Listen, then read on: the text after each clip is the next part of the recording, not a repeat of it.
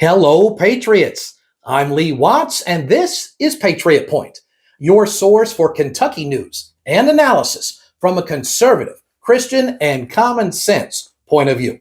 Well, the battle for school choice and parental rights has come to Kentucky's capital this week. The battle raged for nearly 3 hours, a debate on the House floor. I think I'm going to get a special crown in heaven for having to sit through these kind of debates. And it's the debate for school choice. I've talked to conservatives around the state, and many of them have said parental rights and school choice is their number one issue. And so this is really huge. These conservatives have the crazy idea that, you know what? It's your kids. It's your tax dollars. Should be your decision where your kids go to school. It's amazing to me. Where's all the pro-choice people saying you should have a choice? They don't want to have a choice when it comes to this.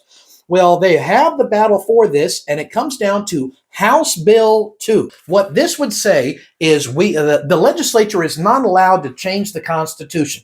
All they're allowed to do is to put something on the ballot, and the people can vote if they want to change the Constitution or not. So House Bill 2 would put something on your ballot in November that would allow the legislature to start passing laws that would allow for school choice and parental rights. Now, what's amazing to me is that the leftists and the Democrats up there, you'll notice I separated that because there's some people in the Republican Party who were against it, who said, listen, we don't want to have this on the ballot. Don't let the people have a chance to vote if they want to allow to have laws that would allow for school choice or parental rights. What a crazy idea to fight against the people having a right to choose if they're going to do this or not.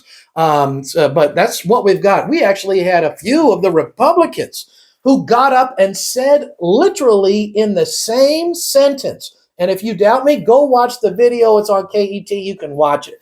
Who stood up and said, I'm for this bill, but I'm against this bill. In the same breath, talking out of both sides of their mouth. And they use a very long explanation to say basically this. I'm for school choice after we give the public schools all the funding that they need. Well, let me ask you a question. If this world were to last another 100 million years, do you think there would be one day where the public school is going to say, we've got all the money we need? No, don't send us any more. We've got all we need. Give it to somebody else. Do you think that would ever happen in all of eternity? No, it will never, ever happen. So if you're saying, yeah, we're going to wait till the school says we got everything we need, and then we'll give the parents choice, what you're saying is, I never intend to give the parents a choice. That's the dirty trick they're pulling, literally talking out of both sides of the mouth at the same time. But this did pass the Kentucky House of Representatives, and now it is on its way to the Kentucky State Senate. So there's going to be a massive push to stop the people from having a chance to vote on this in the Senate. Here is the name and email address of every single senator in the Kentucky State Capitol. Find your person and send them an email asking them to support parental rights and school choice on House Bill number 2, because it's passed the House and now it's on to the Senate. Remember what I say, every time you contact a legislator, be brief, be courteous, and ask them to contact you back with what they will be doing. Because if you're nasty to these people, that is not going to win their opinion on anything. Now, some people say, well, our schools right now are underfunded. Well, does anybody think maybe we should check to see if that's true or not? I think it'd be a good idea to check. So I found out in the official debates on the Kentucky House of Representatives floor, do you realize that they say 38% of the entire budget of Kentucky goes to public education?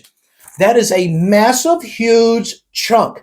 So let's think about that. Is that really being underfunded? 38% of every tax dollar you spent, 38% of it goes specifically only to education. And let's talk about how much waste is going on in the public education. They're not underfunded. I looked it up. By the way, here's where you can find the information yourself, and I'll put a link to it you can click on in the description of the video. Do you realize that the public school system of Kentucky spends $12,722 per every single student?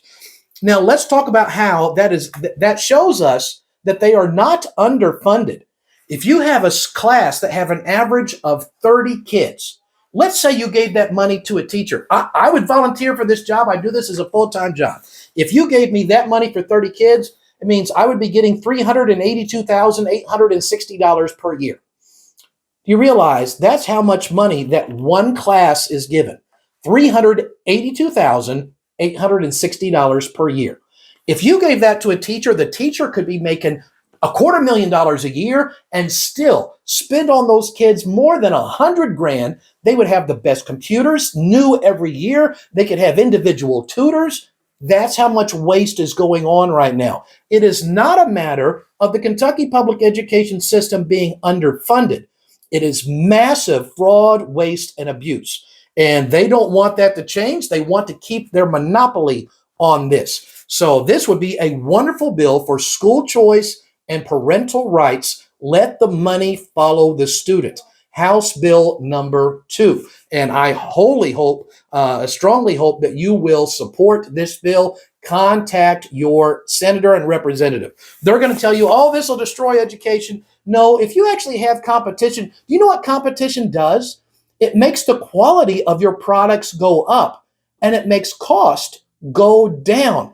Every single time, the free enterprise system always works the same way. Competition gives the people a better product at a better price. But when somebody's got a monopoly, you get lower quality and higher prices. Right now, they've got a monopoly on how they're spending this and what they're doing. And we got schools right now that have got a litter box in the back of the classroom, and they're saying your kid's a cat, and we're funding that stuff. For some crazy reason, conservatives think maybe we could spend our money on a better school. So wonderful bill. I hope you'll support House Bill number 2. I want to talk about one other important bill having to do with education, and that is Senate Bill 8. Senate Bill 8 would say school board positions. This is an elected position, that these have to be partisan. Right now, if you run for school board, you don't have to put down if you're Republican, Democrat, or any of the other parties. So the conservatives are saying, I think you ought to have to list your party. It's amazing to me that the Democrats are saying, no, don't make us put our party on there. You know why? Because people are going to realize, I don't want these leftist Democratic policies. I'm going to vote for a Republican. And the Democrats are terrified that the people would have to put what party they are on this school board. So this is an outstanding bill that I think would really help schools throughout the entire state of Kentucky. It's an elected position, so you tell us where you stand on the issues. Senate Bill 8, making school board positions being a partisan position. So those are two things going on important at the Kentucky Capitol this week. Well, for the last few weeks, I've been highlighting a candidate of the week, somebody who is a solid conservative. And so this week, the candidate of the week is a current representative. It is Representative Bill Wesley. He represents Estill, Powell, and part of Madison counties. And I've known him for years, a solid conservative. Now, every time I put somebody on there, somebody contacts me and says, well, the person of this week, you actually disagree with them on this, that, or the other.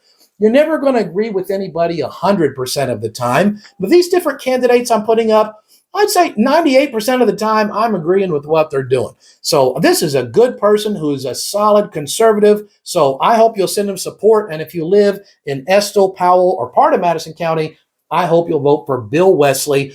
He's a Marine, and he's up there, and he's still fighting for his country. Well, I always like to mention where I'll be speaking at for the coming days. On Saturday, March 16th, I'm going to be the keynote speaker at the Hardin County Lincoln Day Dinner. If you would like to get tickets to this, it's going to be over in Elizabethtown. Here is the link where you can get tickets for that event, and hope we have a packed out house. We usually do. Then on Wednesday, March the 20th, I'll be speaking over at in Stearns, Kentucky, at the Lower Hickory Grove Baptist Church during their missions conference. So if you happen to be anywhere at Stearns during the midweek service, we would love to have you over there. Well, that's the news we have for this week. So until next week, Patriots, I'm Lee Watts for Patriot Point, reminding you that liberty is not a spectator sport.